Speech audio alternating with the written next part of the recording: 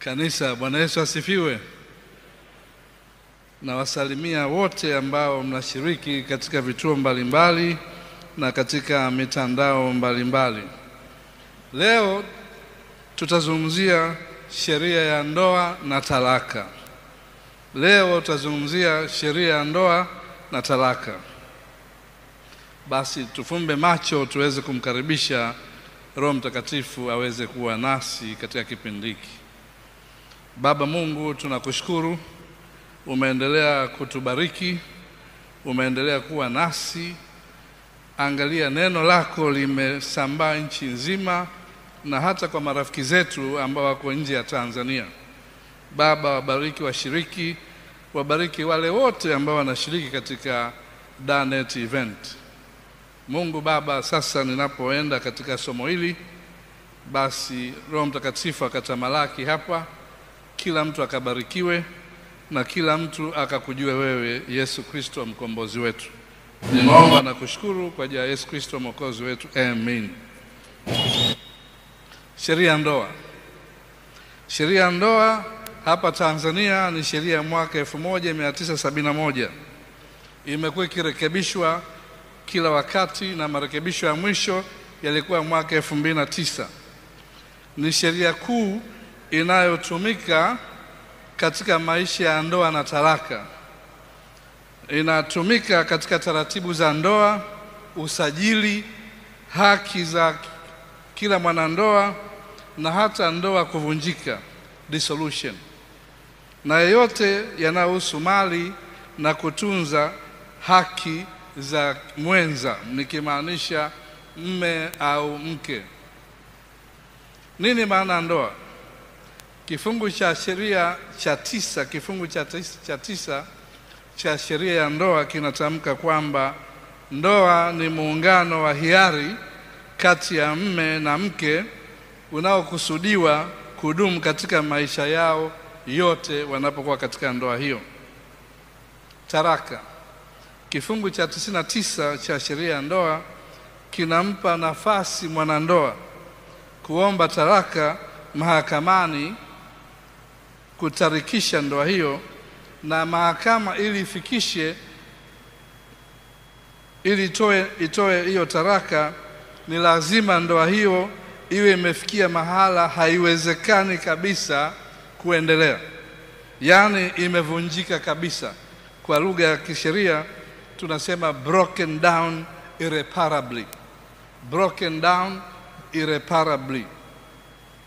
Kifungu cha 112 kifungu kidogo cha kwanza na cha pili kinaipa mahakama uwezo wa kutoa talaka na kutamka ndoa sasa imevunjika na haiwezi kurudi kama ilivyokuwa wakati ule.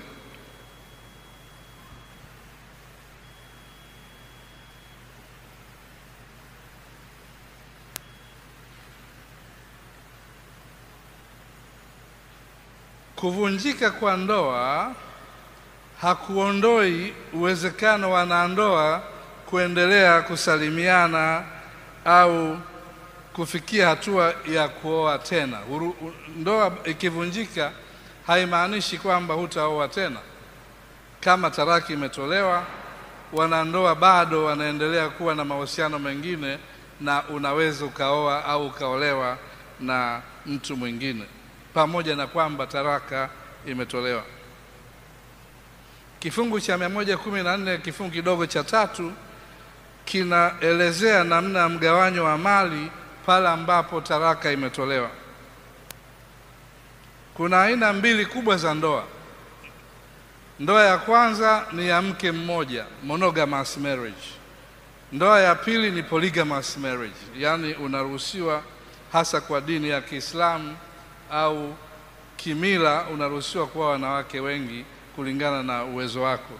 Ila Kikristo ni ndoa ya mke mmoja, yani monogamous marriage.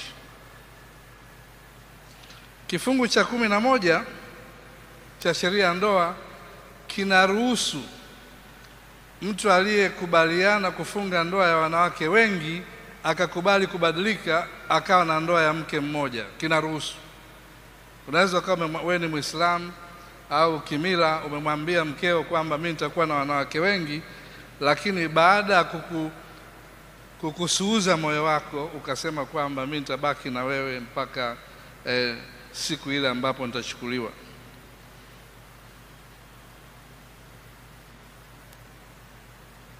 Kifungu cha 11 kifungu cha 3 cha sheria ya ndoa inakataza mtu mwenye ndoa ya mke mmoja kuoa wanawake wengine zaidi. Inakataza na hairuhusiwi. Ni kosa kubwa kuoa mke mwingine wakati mmekubaliana ndoa ya mke mmoja.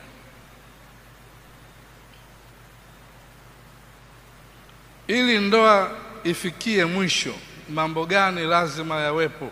La kwanza, kifo kati ya mmoja wao.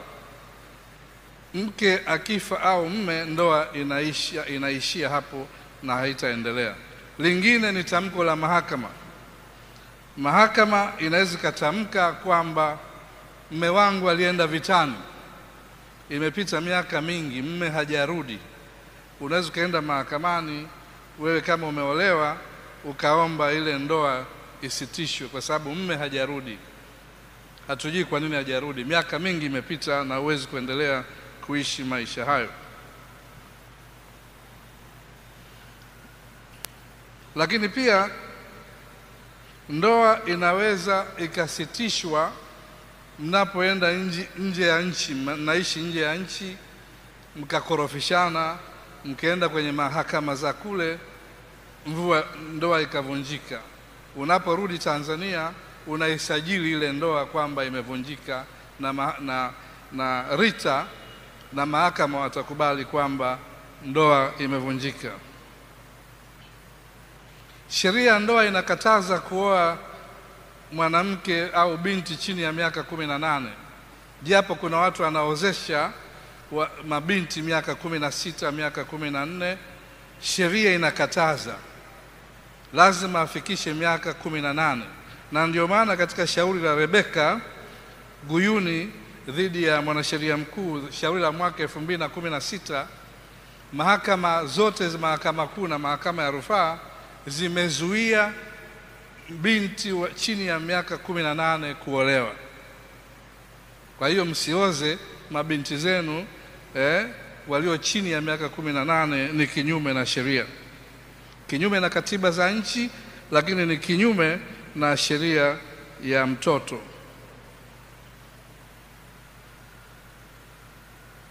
Ili ndoa iwe halali, ni lazima binti awe zaidi ya miaka 18. La pili, lazima binti akubali kwa hiari yake, sio kulazimishwa. Kwa hiyo kama binti hakubali kwa hiari yake, hiyo sio ndoa halali, kwa sababu ndoa ni makubaliano ya watu wawili. Sio baba au mama mnamlengesha binti yenu aolewe na mtu mwingine. Hiyo hairuhusiwi, na kama mnafanya hivyo basi ni makosa.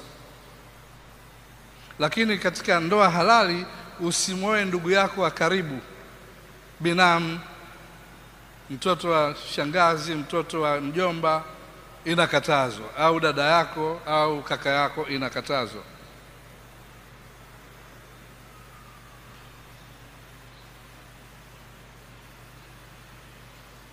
Ndoa yoyote ni lazima isajiliwe.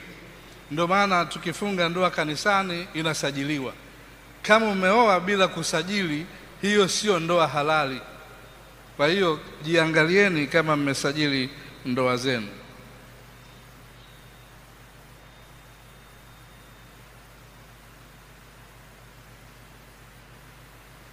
Ili kuvunja ndoa ambayo umeishi katika ndoa imekushinda, lazima uende kwenye kitu kinaitwa Marriage Conciliation Board. Nadhani mnazifahamu bodi za kusuluhisha. Mahakama haitapokea ombi la kuvunja ndoa mpaka umeenda kwenye hiyo bodi ya kusuluhisha ndoa. Yawezekana mmeelewana vibaya, lakini mnaposuluhishwa mkarudi tena. Mahakama haipendi kuvunja ndoa na kanisa halipendi kuvunja ndoa. Ni pale tu mmeishi mkashindwana, sasa pale huwezi kuwalazimisha watu wawili wakae pamoja. Sababu za kuvunjika ndoa: ya kwanza ni uzinzi. Unakaa na mkeo lakini wewe ni mzinzi, unachepuka. Hiyo ni sababu ya kuvunja ndoa, kwa sababu hamwezi kulala kitanda kimoja wakati jamaa anachepuka au mke anachepuka. Sababu ya pili ni kipigo cha kufa mtu. Kipigo cha kufa mtu, yawezekana ni mama au ni baba, na hata kina mama siku hizi mnapiga wanaume zenu. Kwa hiyo kipigo cha kufa mtu ni sababu ya kuvunja ndoa. Unampigaje mtu uliompenda? Yaani ghafla unaanza kupiga watu au kumfanyia visa. Akileta chakula mama hutaki kula, unakuja saa unayotaka, unafanya vituko tu ndani ya nyumba. Hizo ni sababu kamili za kuvunja ndoa. Jambo lingine ni kumpa kisogo mwenzio, hasa mnapolala kitanda kimoja. Akigusa umempiga kisogo. Sasa hiyo sio ndoa, hairuhusi kumpa mwenzio kisogo. Unapofanya hivyo unatafuta sababu ya kuvunja ndoa. Au unampa, inaitwa nini, karata, sio? Hairuhusiwi. Na kama unafanya hivyo Mungu anakuona. Au unamuingilia mwenzio kinyume na maumbile, unamuingilia mwenzio kinyume na, usifanye hivyo, huo ni ushetani.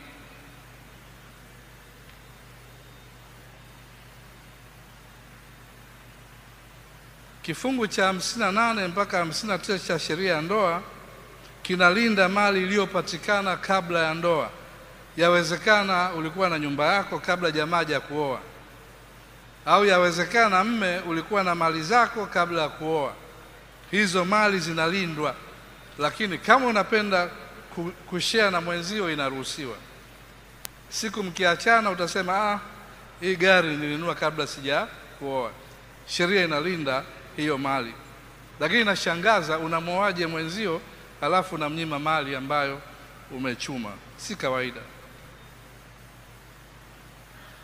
Kifungu cha 66 cha sheria ya ndoa kinakataza mwenza kumpiga mwenza kwa namna yote ile. Sheria inasema no person has any right to inflict corporal punishment on his or her spouse.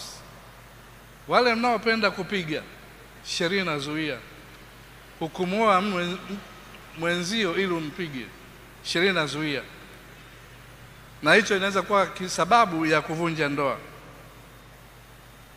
Kifungu cha 67 kinaruhusu wanandoa kuachana kwa muda. Kuachana kwa imetosha, hebu kakae mwenyewe na mimi nikae mwenyewe, tuone kipindi kama tunaweza kurudisha mahusiano. Ndio maana kuna wanandoa hawalali chumba kimoja, wanawadanganya watoto hivi na vile, lakini watoto si wajinga, wanafahamu hapa kuna issue. Kwa hiyo sheria inaruhusu separate ili muanze kutizamana tena kama mahusiano yataendelea. Kifungu cha 68 kinamruhusu mjane kukaa popote anapotaka. Ukiwa mjane hulazimishwi kukaa kwenye nyumba ya mmeo. Hulazimishwi. Akasema bana, hapa kila nikikaa naona maoka. Unaweza ukahama. Hulazimishwi kukaa ile nyumba mlokuwa mnakaa. Hulazimishwi. Si mme hayupo bwana, au mke hayupo.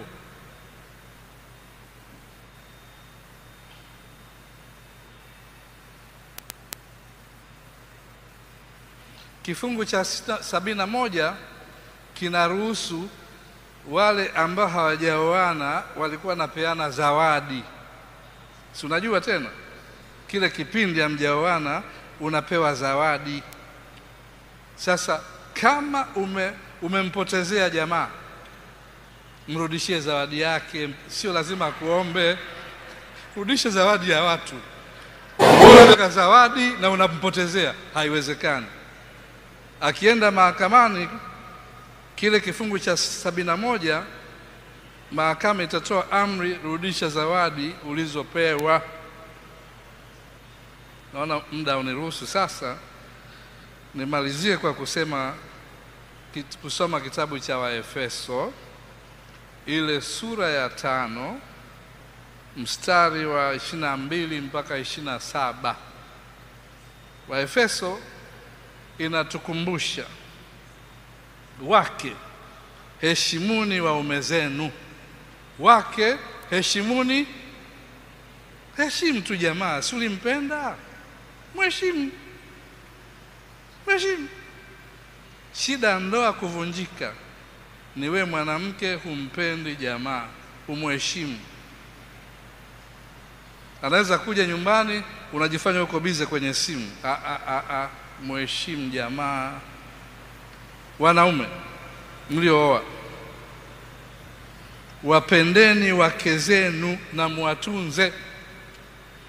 Wapendeni wake zenu na. Sasa kama mwanamke amekuwa kanda mbili hapa, ni matatizo yako. Kwani kajitakia? Mtunze huyo ndio uliopewa na Mwenyezi Mungu. Shida ya ndoa, wanaume hawatunzi wake zao, ndio maana ndoa zinakufa. Hakuna love kama mlivyokutana. Sasa nyinyi wanaume, mkitaka ndoa zidumu, pendani na usiwe macho hivi. Kila ukiona mwanamke macho, acha hizo, acha kabisa. Ulishafunga ndoa, ndio maana inaitwa kufunga ndoa. Macho haya acha. Hata binti akipita, wewe jifanye unapotezea. Vivyo hivyo kwa kina mama. Kama jamaa amekuchosha, huyo mbadilishe kwa kumpenda. Penzi humbadilisha tabia. Penzi hubadilisha tabia. Mwanamume katangulia mbele, mwanamke yuko nyuma. Hapana, hilo sio penzi. Na sisi hapa kanisani tutakuwa tunakuangalia unavyokuja na mkeo. Anabaki nyuma au unakimbia mbele. Usione aibu, ndio leo mchagua. Mpende. Kama unampenda yule, basi na huyu mbadilishe. Kwa hiyo penzi, upendo unajenga ndoa. Kwa hivyo napomalizia ninatoa ushauri kwamba ndoa haina sababu ya kuvunjika. Ndoa haina sababu ya kuvunjika. Ndio maana Mungu ni pendo. Mungu anatupenda sana, na sisi binadamu tukipendana, ndoa haiwezi kuvunjika. Inavunjika kwa sababu ya macho juu. Unajua maana macho juu? Rudisha macho yako kwa mkeo, rudisha macho yako kwa mmeo. Ukizidiwa, piga magoti, muombe Mungu akuepushe. Piga magoti, Mungu kwa sababu mabinti wanazaliwa kila siku. Wengine wanaenda kupigwa sindano, matakwa yanakuwa makubwa. Sasa usihangaike na hao, hangaika na mkeo. Basi baada ya kusema haya, tufumbe macho tumalize mada. Baba Mungu, nakushukuru kwa yote. Nadhani umetamalaki hapa. Naamini somo lilotupatia kila mtu amelisikia, lakini tunamalizia kwa kukuomba Mungu wetu utupe upendo. Wake uliotupatia tuwapende, na wake zetu watuhudumie. Wake zetu watupende na sisi tuwahudumie, kwa sababu jukumu la kuhudumia ni la mme. Baada ya kusema haya, nawaombea kila mmoja, hasa mliooa, acheni macho juu. Acheni macho juu. Kana huyo mpende, na yeye ataendelea kukutunza. Mungu tubariki na wabariki wote ambao wanashiriki katika ibada hii kwa jina la Yesu Kristo Mwokozi wetu. Amen. Kesho mtazungumzia Biblia na akili mnemba. Akili mnemba, the Bible and artificial intelligence. Asante.